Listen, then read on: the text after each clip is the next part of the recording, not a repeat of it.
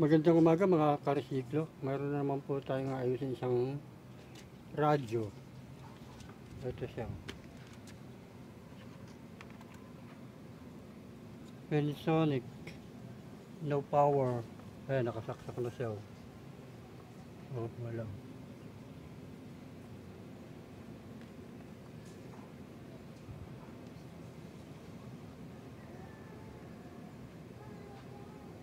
Wala siyang sounds.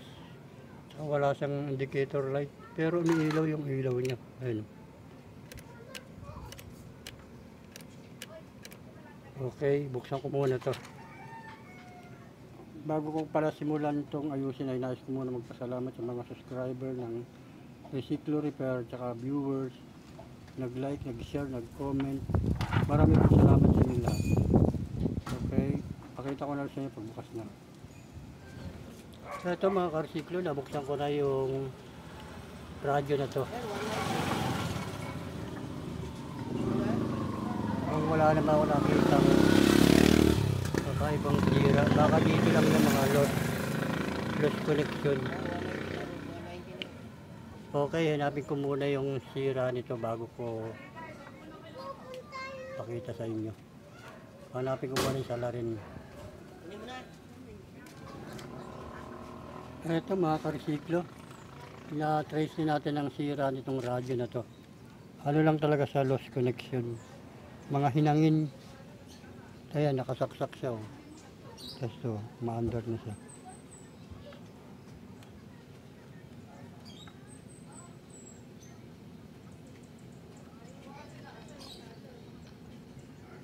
Wala na naman.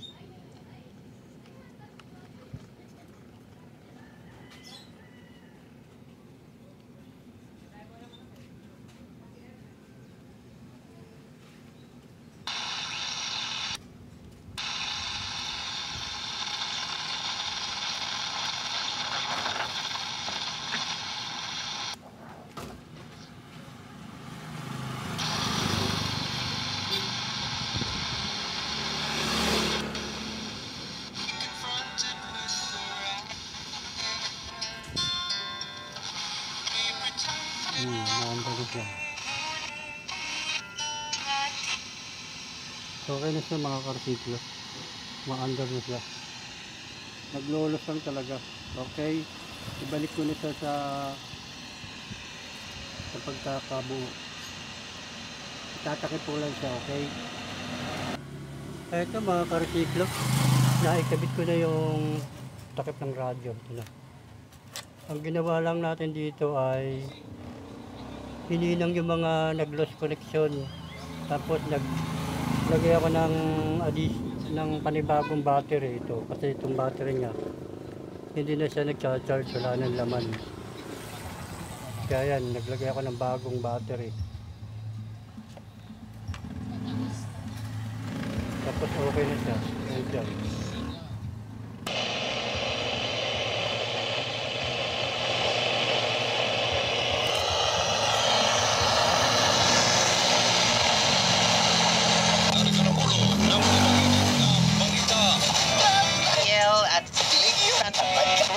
School. Okay na siya mga karsiklo. Okay, hanggang dito lang mga karsiklo. May natapos na naman tayo isang paggawa sa atin ng isang mabuting customer. Ang issue nito ay no power. Ngayon, ang naging salarin, mga nagsiluwag na hinang. Tapos hindi na siya nag-charge. Kaya nagpalit ako ng battery. Ito, yan lang ang naging problema niya. Nagpalit lang ako ng battery para maging ito, tatanggalin ko yung saksak. Ito, nakasaksak siya. Tinanggal ko na yung saksak, tapos buksan natin. Ayan, ma-under pa rin siya. Yung ilaw niya rito, na indicator light, kundi. Wala akong pampalit eh. Okay. Maraming salamat sa inyo lahat.